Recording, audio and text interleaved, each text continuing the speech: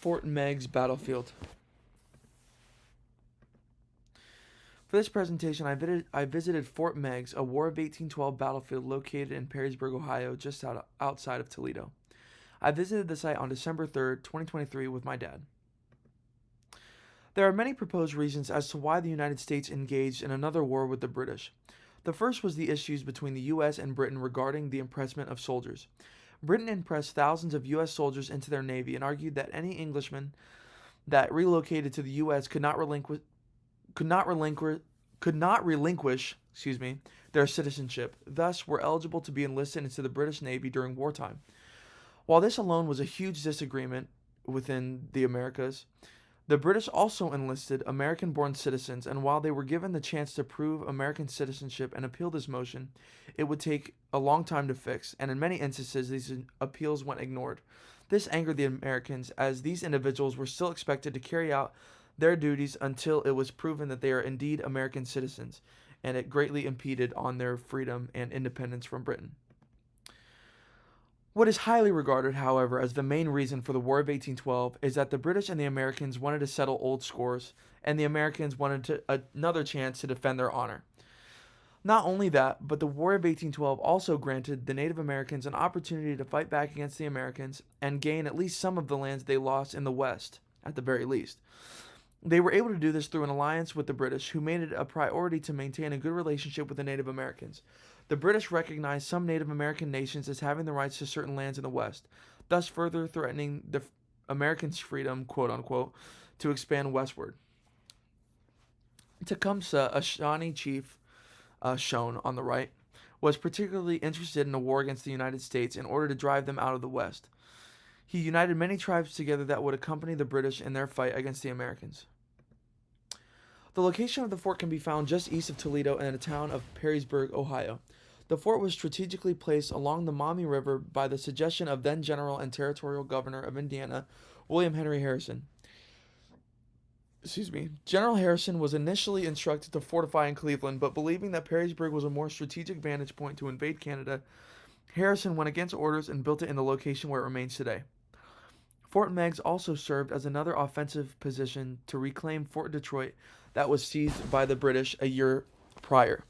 An example of change over time is that the area at the time, before the war, consisted of only a cluster of little settlements. I believe it was about 67 families lived in the area, but boomed after the war. During the war, a lot of the families left and settled in Cleveland until the war was over. The city served for a while after the war as the county seat of Wood County in around 1822, but since then has become the fastest growing city in northeast Ohio, as well as the largest suburb of Toledo. Fort Meigs. Fort Meigs was built in 1813 under the direction of General William Henry Harrison. The fort was built in order to control the Maumee River as well as act as a staging area that would help in General Harrison's plan to invade Canada. It was also seen as a good defensive point for any invasion of the British into Ohio, or the territory of Ohio. It was 10 acres and consisted of 7 blockhouses and 5 artillery batteries. It was built partially into a slope in order to strengthen the 15-foot wooden logs that comprised the outer wall of the fort. On April 28th, 500 British soldiers, accompanied by 400 Canadian soldiers and 1,200 Native Americans, led by Tecumseh, Native American warriors, descended on the fort. The attack was led by British General Henry Proctor from Fort Malden. On April 30th, 2 British gunboats opened fire on the fort, but it proved ineffective. British forces then cross the Maumee and construct 3 artillery batteries only 500 yards from the fort. American reinforcements came and attacked the artillery, causing the British to retreat. The British came back on July 21st, but due to lack of artillery, they weren't able to cause anything more than a small-scale battle. Per Tecumseh's suggestion, the British staged a battle off in the distance, hoping to bait the Americans into believing American reinforcements were being attacked and leave the fort, but the Americans did not fall for it. The amount of artifacts in the museum were scarce, as it was a very small museum. What was there proved to be valuable insight into the everyday life of someone living in the fort at that time. Below are pieces of bullets that have been flattened to make checkers pieces. They used this, obviously, to pass the time in between the two sieges, as they were pretty far apart. The first was in April, the second was around July. The soldiers were very crafty, as obviously seen above with the flattened checkered pieces, as bullets were also used as fishing sinkers, shown below the little flattened pieces and in other areas in the museum. Another cool artifact found were some fragments of a sword that would have been used by a dragoon or a horseback unit. Records show that there were some concerns within the fort about the lack of horses. Many complained that only General Harrison and a few dragoons were the only ones who had horses. This fact makes this particular artifact cool because there would have only been a few of them in the camp, as there were only a handful of horseback units. Conclusion: Fort Meigs is important because the Americans were not only able to stop the British and Native American invasions into Ohio once, but twice.